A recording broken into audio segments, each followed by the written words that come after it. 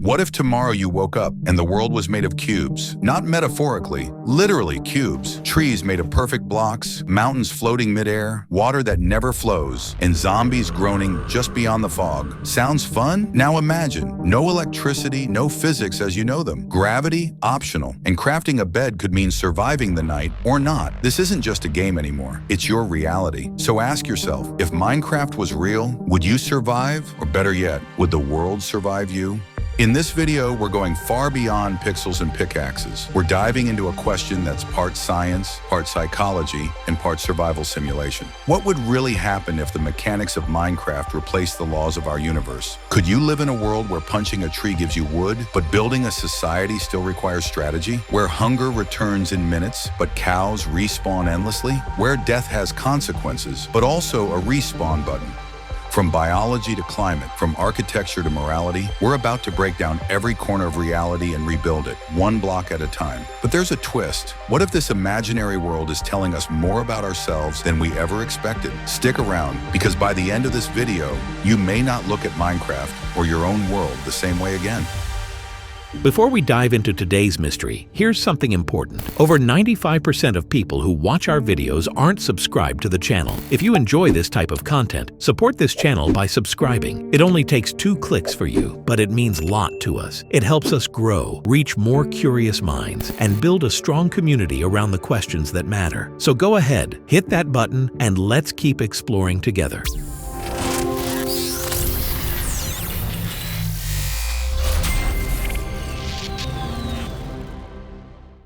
It all began in Sweden. The year was 2009. A programmer named Marcus Persson, better known as Notch, released a small sandbox game inspired by a handful of older titles like Infiniminor and Dwarf Fortress. He didn't have a team, he didn't have a publisher. What he had was an idea. What if you could build your own world block by block? A world where you weren't given rules, you made them. Where no 2 players had the same story. Where survival wasn't scripted, it was earned. Minecraft wasn't flashy. It didn't have realistic graphics or a clear goal. But what it had was magic, endless possibility, and that changed everything. Within months, millions were building castles in the sky, digging into pixelated caves and fighting monsters under blocky moons. But why did it capture us so completely? Because Minecraft offered something modern life had forgotten: freedom, simplicity, control. In a world where everything is connected and chaotic, Minecraft gave us a place to slow down and still feel powerful. It tapped into something ancient. Deep in our DNA, we are builders, we are explorers, we are survivors. Minecraft didn't just give us a game, it gave us a sandbox version of the human condition. And now, we're flipping the question. What if that sandbox was the real world? Not a metaphor, not just a virtual escape, but a complete reprogramming of physics, logic, and life itself. Let's break it down. All right, let's imagine it's real. You blink and suddenly, your body feels lighter. You look down, your hands are square. The ground is made of dirt blocks, layered like a birthday cake. Welcome to Minecraft Earth. In the Minecraft world, the laws of physics don't just bend, they vanish. You can punch a tree and it collapses upward without tools, no mess. You can stack dirt into a floating bridge over a canyon. Lava flows slowly, water doesn't erode terrain, and gravity only applies to sand and gravel. But in real life, we need Newton. We need erosion, resistance, structural integrity. So if Minecraft's physics became real, our cities would collapse overnight. Skyscrapers couldn't stand, planes couldn't fly. Your own house without gravity-consistent structure would likely just float apart or fall in. In Minecraft, you can survive days without food, then instantly heal by eating steak or golden apples. You fall off a cliff? No problem. Just respawn a few feet away. Now imagine this in real life. Hunger as a fluctuating bar? That's no longer biology, it's mechanics. Death as a reset button? That challenges ethics, religion, medicine. Healing through food? No need for hospitals, surgeries, or doctors. But this comes with a hidden danger. If death has no sting, do our choices still matter? Society as we know it is built on risk, pain, and growth. Without those things, would we evolve or become careless? Cows, pigs, and sheep exist eternally. Slimes spawn in caves. Zombies appear every night. No reproduction, no ecosystems, just code-based behavior. If this were real, species would exist in stasis. No evolution, the food chain would collapse. There's no predator-prey balance. Nature would become a loop, not a living system. And what about villagers? They speak in hums. They trade with emeralds. They have no families or memories. You mine one block and get the whole material. No complex tools, no machinery, no supply chain. In Minecraft, one furnace melts everything. One table builds anything. One diamond pickaxe can change your destiny. But in our world, a pickaxe needs metallurgy, mining laws, labor. So if Minecraft crafting was real, it would simplify the entire economic structure of the world. Factories, obsolete, engineering degrees, optional. In Minecraft, sleep skips danger. One night, one click, and it's morning. But what if life worked like that? No dreams, no REM cycles, no subconscious processing. You'd skip the consequences, the silence, the time to reflect. Sleep is where we process grief, joy, ideas. So now, zoom out. You're in a world with no real danger, no real time, no real consequence. At first, it feels like freedom, but give it days, weeks, years, and the cracks begin to show. When everything is simplified, nothing feels earned. When nothing changes, nothing matters. Minecraft might seem like paradise, but as a reality, it might be the loneliest simulation ever created. Let's be honest, the real world can feel overwhelming. Constant noise, endless notifications, deadlines, bills, decisions. Every minute is a puzzle, a pressure, a performance. But in Minecraft, there's silence, there's purpose, there's clarity. You wake up with nothing, you gather, you build, you survive, you create. It's not just a game, it's a controlled escape. And in today's chaotic world, that simplicity has power. Minecraft taps into something ancient and universal: the need to shape our environment, the desire for autonomy, the satisfaction of completing something with our own hands. Modern life often makes us feel like cogs in a machine. But Minecraft says, here, you are the machine. No bosses, no rent, no scrolling, just you and the land. That's not just entertainment, that's therapy. We're entering an age where the line between digital and real is blurring.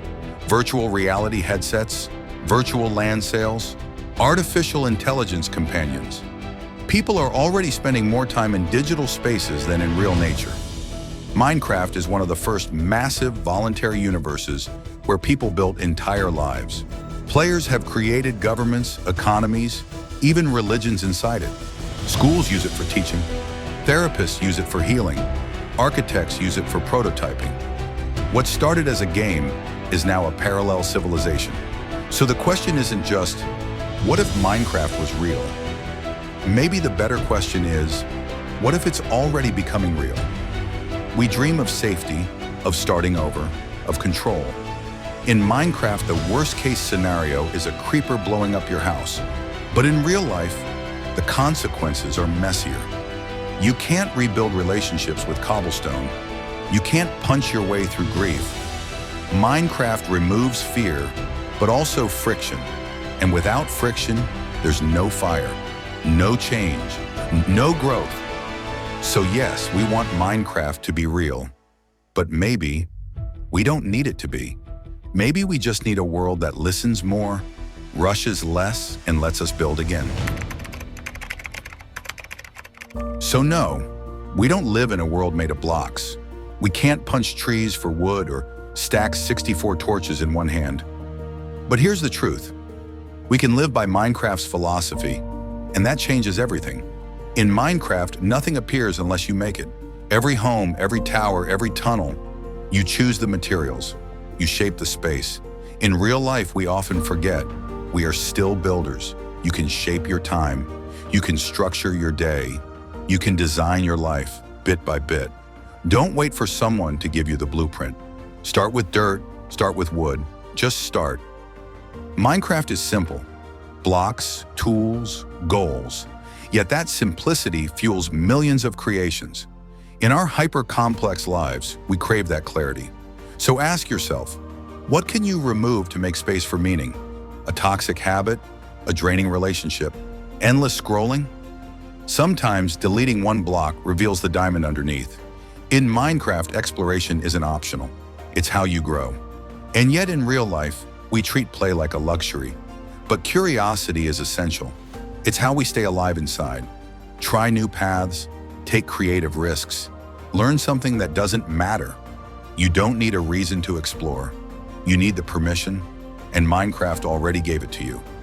Even in single player, the world feels alive. But in multiplayer, it thrives. Villages become cities, caves become quests, mistakes become memories. In real life, we need each other even more. Don't try to build your life alone. Collaborate, connect, celebrate others' builds. Just like in the game, teamwork isn't weakness, it's survival. In Minecraft, night always comes. Monsters appear. You can't skip the darkness unless you rest. Real life is no different. Burnout is real, fear is real, failure is real, but so is recovery, so is reinvention. The game doesn't punish you for stopping to sleep. Neither should the world. So maybe we don't need a pickaxe to change our lives. Maybe we just need perspective. Minecraft gives us a world where simplicity, creativity, and persistence win. And if we bring that into our world, we don't need to live in Minecraft. We just need to live like it. So, what have we really uncovered? Minecraft, in all its blocky simplicity, is more than a game. It's a mirror. It shows us a world where effort is rewarded, where mistakes can be fixed, where survival is a process, not a punishment, and where the only real limit is your imagination. If it became real overnight, we'd be overwhelmed. The physics would collapse. The biology wouldn't make sense. The economy would be chaos. But emotionally, spiritually, creatively, maybe. It's already the world we wish we lived in, because Minecraft strips life to its essence. Gather, building fight, learn, rest, repeat. It teaches us that control isn't about power, it's about presence. That success isn't about speed, it's about staying. That even in a world made of blocks, we are still storytellers. So maybe the real question isn't, what if Minecraft was real? Maybe it's, what if we treated our own lives as carefully, as creatively, as we treat the ones we build in a game? Because at the end of the day, whether it's made of pixels or people, the world you build builds you back. If this video made you pause, if it made you look at your own life, your own world and think, what could I build today? Then don't let that feeling disappear. Tell us in the comments, if Minecraft was real, what's the first thing you'd do? Would you build a hidden base? Would you explore the oceans? Would you try to live off the land or dominate it? And more importantly, what's stopping you from doing that now? Because sometimes the only difference between a dream and a reality is how soon you start stacking your first blocks. If you enjoyed this journey, check out our last video on what's hidden under Antarctica's ice. It's a real-life mystery that feels stranger than fiction. And next time, we're diving even deeper. What if gravity just turned off? Trust me, you don't want to miss it.